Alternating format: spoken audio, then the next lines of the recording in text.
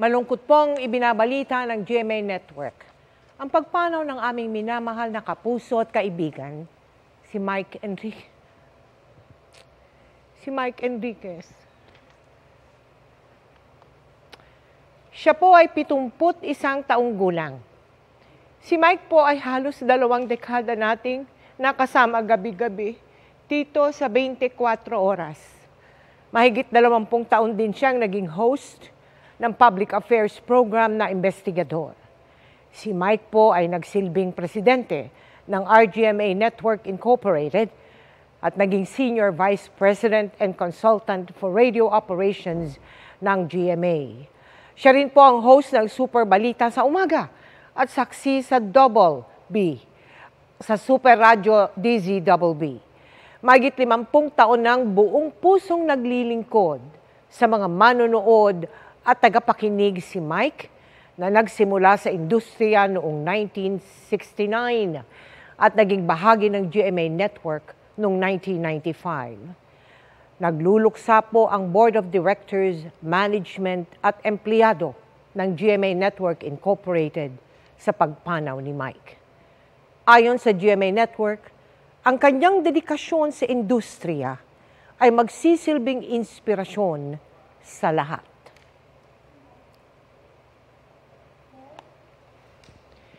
Sa mahigit 50 dekada niya sa industriya ng broadcasting, hindi maikakaila ang tatak at kontribusyon ni Mike Enriquez sa trabahong kanyang minahal ng buong puso. Siya po ang kasama natin sa pagtutok sa malalaking balita at sa pagiging saksi sa kasaysayan. Ang aming kaibigan, kapuso at kasamahan, minahal at inabangan din ng milyong-milyong mga Pilipino. Super Radio DZBB. Magandang umaga Luzon, magandang umaga Visayas, magandang umaga Mindanao. Mula pagsikat ng araw. 6 na minuto makalipas sa kapitaw ng umaga, namataan ang namumuong sama ng panahon. Live mula sa GMA Network Center, ito ang 24 oras. Bakit hanggang ngayon ay 8 milyon pa rin ang nagdodroga sa Pilipinas? Hanggang sa pagkagat ng dilim. Nakatutok kami 24 oras. Ang kanyang trademark na tinig. Sabi nga ng ilan same pa rin. Ang naghahatid sa atin ng mga balitang walang kinikilingan at walang pinoprotektahan. Hindi namin kayo tatantanan.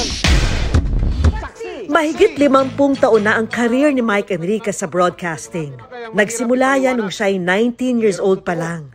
Sa di sinasadyang pagkakataon, nang dalawin niya ang isang kaibigang nagtatrabaho sa radyo. Sabi niya, Mike is applying for a job. Sabi ko, of course not. Sabi niya, why don't you try? Nothing to lose. I'll read the newspaper. Binasa ko. Tapos at the end, tinanong niya ako, when can you start? Taong 1995, nang lumipat siya sa GMA Network, kung saan sinimulan niyang pamunuan ang radio department ng GMA na kanyang pinalaki mula sa 4 na istasyon lamang. Oras po natin, 7:38 seguros. Tututukan natin ang lahat. Ang kanyang TV career naman, hindi rin daw sinasadyang magsimula. Nang mga ilangan ang GMA ng male anchor sa isang election coverage, bagay na labis daw niyang ikinagulat.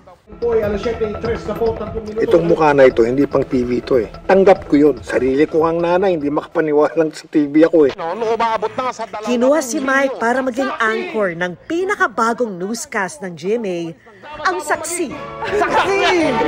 Nawag nila ako for a meeting.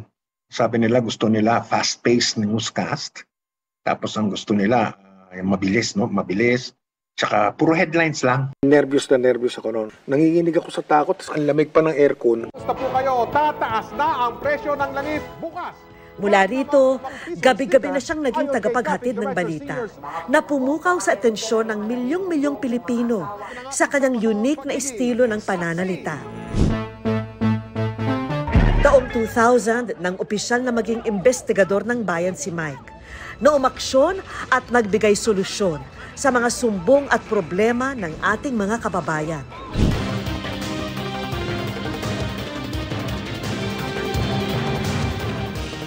At pagsapit ng 2004, lalo pa siyang naging bahagi ng bawat gabi ng mga Pilipino. Narito ang pinakarespetado, pinakapinagkakatiwalaan nang maging isa sa mga anchor ng 24 oras. Ito ang 24 oras. Dahil hindi natutulog ang balita. Ang 24 oras na investigador ng bayan, tunay na ngang walang inaatrasan. Ng eleksyon 2010, si Senador Noynoy Aquino. Senador, magandang gabi po. Magandang gabi rin, Manong Mike. Mula giyera sa Iraq, Kahit sa anong dako ng mundo kagaling dito, iisa lang kami. Iisa lang ang aming misyon. Lahat kami mamamahayag. Ang trabaho namin, ipaalam sa buong mundo ang katotohanang nangyayari dito sa loob ng Iraq. Dati, yan oh. Ngayon, ito na. Sa lupa. pati pinakamalalakas na bagyo. Mahigit 20 minuto na kami lumilipad dito, papalapit na sa Tacloban. Lahat ng dinaanan namin, lahat ng bahay, sira. Tignan ninyo ang mga tao, kanya-kanyang hakot na nung mga karga nung barko na mga sakong puti. Ni isang bubong, Mel, ni isang bahay, ni isang struktura o gusali, wala ka makikita na walang pinsala. Mga nakapanlulumong trahedya. Hindi pa rin po nakakabangon mula sa nangyaring bakbakan ang dating sentro ng komersyo dito po sa Marawi. Ganito ang sistema dito, Mel. Mga makasaysayang pangyayari. Bakit kayo nandito sa Vatican? Bakit nyo gustong makita si John Paul II? Ang sabi nila, Mel, kasi isa siyang mabuting tao. Sa mga sandaling ito, meron daw nagaganap na negosasyon para sa pagre-resign ni Presidente Estrada. Hanggang sa taon ng traslasyon ng itim na Nazareno. Patindi ng patindi ang damdamin ng mga deboto. Isa lang ang sigaw nila. Viva! Viva! Viva! Naroon siya upang ihatid ang pinakamaiinit at pinakabagong ulat. Naramdaman ko po kanina ang silhi ng pananampalataya ng mga deboto. Our next MSAP icon is the legendary main man of the newsroom, Mike Enriquez. Ang kanyang husay, kinilala hindi lamang dito sa Pilipinas, kundi maging sa international stage. This is an affirmation that we must be into something right and something good. Ako po si Mike Enriquez, buong puso para sa Pilipino. Ito ang GMA, walang kinikilingan, walang pinoprotektahan. Yo! Pero sa kanyang galing sa pagbabalita, kanya rin na ipapakita ang kanyang pagiging tao lamang. Kung saan galing yung bagong strain o uri, excuse me po, hindi po yung coronavirus, ng coronavirus. Good manners and right conduct yun. Kala ng mga tao, arte yun eh. O gimmick, hindi po. Kasi bata pa kami, sinanay na kami na pag inuubo ka o pag binahin ka, dapat mag-excuse me po ka. Sa eleksyon 2019, pusuan ang totoo. Nitong eleksyon 2019, pinag-usapan at naging viral din ang ilan sa mga sinabi ni Mike. Gusto ko silang singilin. Anong maasahan namin sa inyo ngayon? Maningil ka na? Yes! Maaga. Yes! Ano singilan mo? Oo, para magkaalaman. Ngayon pa lang, magkaalaman na para sa habang umuusad ang kanilang termino, na-check natin yung ginagawa nila versus yung ipinangako nila.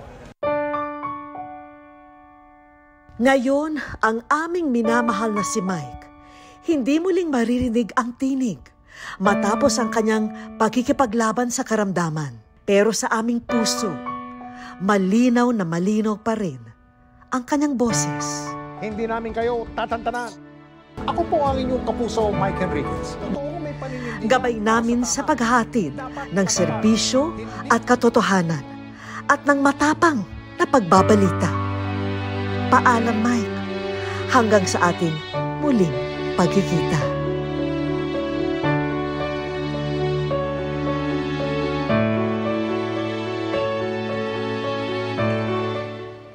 Alam niyo, gusto kong palakpakan si Mike. Galing talaga. Woo! At yan po ang mga balita ngayong Martes. Ako po si Mel Tiangco. Ako naman po si Vicky Morales para sa